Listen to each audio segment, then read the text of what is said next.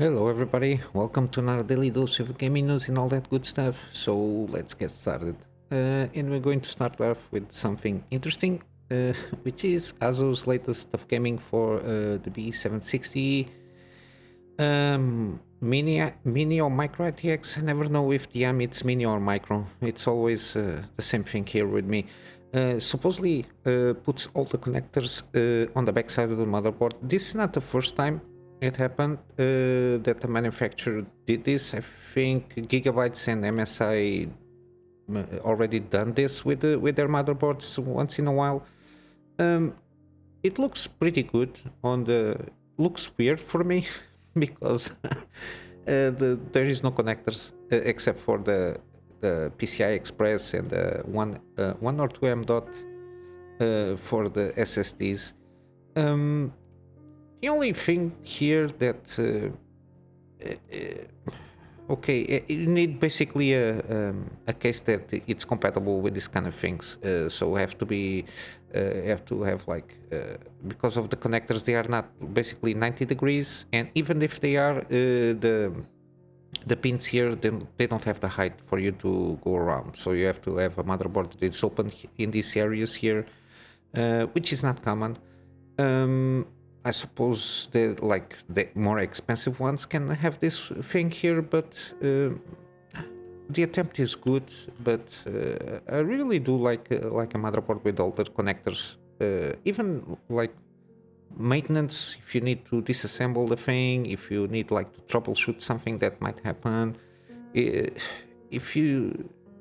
a mess. I think open the other side of the box, trying to get around the cables on the backside and everything. I think it looks pretty, or it might look pretty. I never saw one, but yeah, I like the old school style. I don't think we need to, and they are more expensive because this is out of the ordinary manufacturing process, so they have to reverse these connectors here. It will be more expensive, but yeah, here's the information here. I found it interesting. I didn't remember seeing one of these for a long time, but yeah, it's the information here. Now you cannot unsee this.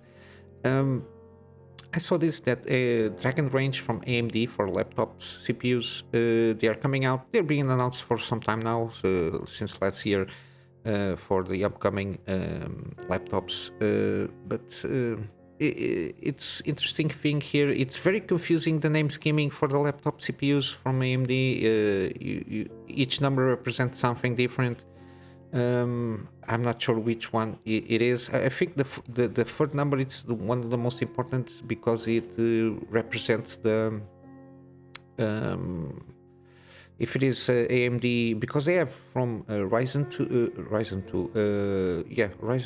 Zen 2, sorry, architecture to Zen 3 and Zen 4, which is the latest one. So when you're now buying new laptops from AMD, you have to be careful regarding this situation. But my take here, and what I want to bring you, is basically the AMD's CPUs very, very good, especially on the laptop side, because they can usually, even in a desktop, they bring usually kind of the same performance or better, or at least they are competitive with the Intel processors. And they usually, especially I saw a lot of benchmarking in games. I've been paying attention on the way they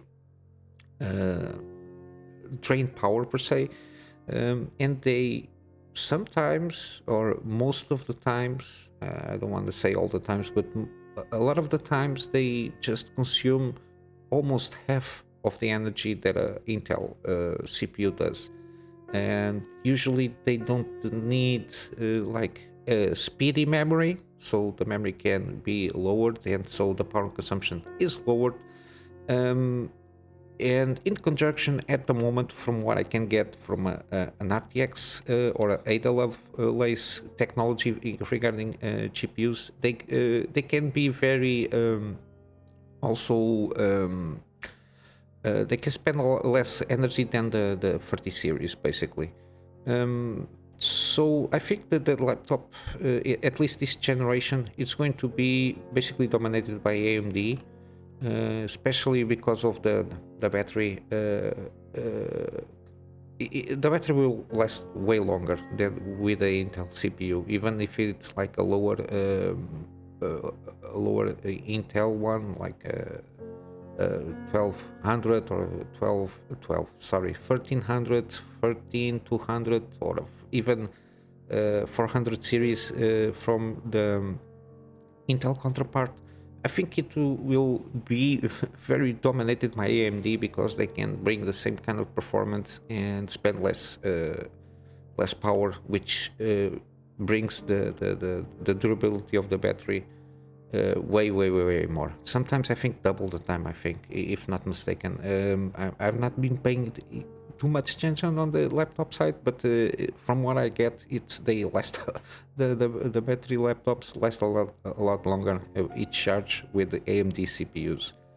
And now the big news here for gaming, the Starfield Direct, we're going to get it on June 11th.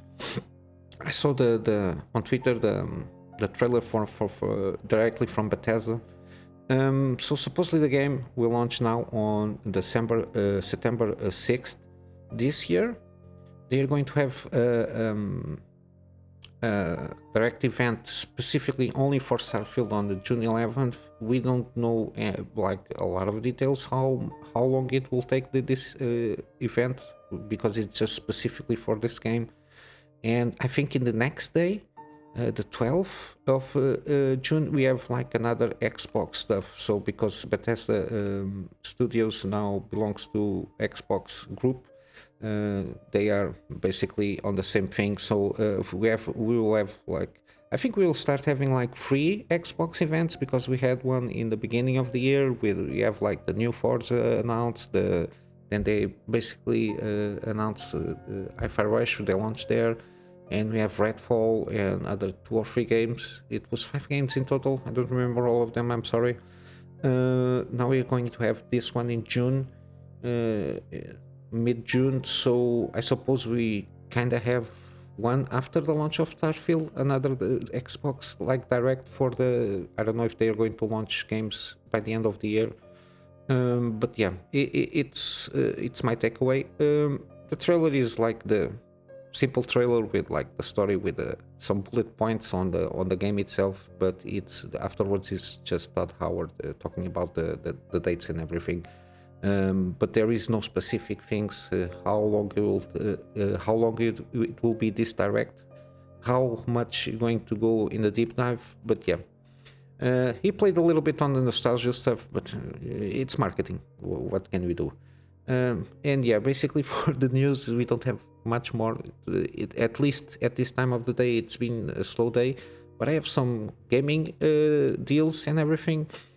I managed to speak like 2 or 3 days ago, the Outer Worlds Spacer's Choice Edition, so it's like the upgraded version with updated visuals for the Outer Worlds, but it's having a lot of very negative reactions, and people, as a consumer, I really do appreciate that people are coming forward, because the game, it seems way badly optimized. A lot of stuttering, worse performance issues than the normal version. I don't know what they were thinking here. Might as well not launch anything, and this is just going to sink the game in worse territory, because people are just refunding the game because it's a stuttery mess. They had time to polish this thing regarding visuals. People are complaining that they bought the DLCs and everything, and then not even like an offer for because this is basically an enhanced version with the graphic improvements from regarding the previous days. No added content, no nothing. So it's really weird. I don't know what kind of thing they were trying to get here, but yeah, keep your eyes open. Don't buy the wrong version. I think probably it's better to buy the older version of the Outer Worlds, so not the Spacer Choice Edition. because it's completely a mess with visuals. Some people manage to get like playable from frame rates without a lot of stuttering, but they have to lower a lot of bit of the graphic settings, so it basically maintains the same thing that the previous game. But yeah, we'll stop rambling here. There is like a tiny build publisher deal here, up to 75% off. There are a lot of indie games here. This tiny build, it's mainly known with the Hello Neighbor stuff. At least it's mostly what I saw. I heard that Pathologic games are interesting. Never played any of them. Punch Club is also known. The second it's coming. I just leave it here for the publisher if you want one of these games, or you were waiting for like a promotion. I will leave the link in the description of this publisher on the description. And I went through a rabbit hole on like watching trailers of upcoming games, especially using like Unreal Engine or new technologies and everything. Usually there's a lot of compilations on YouTube with this, and I managed to find some interesting game concepts. So a lot of grain of salt of expectations need to be taken care of. Especially, I found this one routine. Seems like horror sci-fi. Seems interesting how they're going about the game. We don't know when it's going to be launched, but it's on my wish list so I can watch any updates. Seems good. Seems very Alien Isolation vibes here. So not a lot of like weapon stuff. So it's more about engineering your way out of it. It's like in a lunar base with a lot of 80 sci-fi aesthetic things here. Seems pretty interesting. Fort Solis, we already saw this one. I don't know. I don't know if it was on Game Awards or something like that. It has one of the guys is voiced by Troy Baker. It's like another kind of psychological horror game. It's on Mars. I think it's supposedly happens during a full night in the Martian night. I don't know how long it will take a night to pass by there, and I don't know. It seems pretty interesting how they're going about it. So it's that's why it's on my wish list. I also saw another like kind of a pre-alpha footage gameplay here. I don't know. I never heard of this Paradark Studio, but the concept is interesting. It's similar to Fallout 4 kind of. It's not like an open world. It has open areas. Supposedly it's like several endings, multi-choice story and everything. But the concept here and the combat seems interesting enough. Not much details here, but it's the vibe here. It sounds good for me, so I will keep an eye on it. And if I have more news, of course, regarding these games, I will let you know.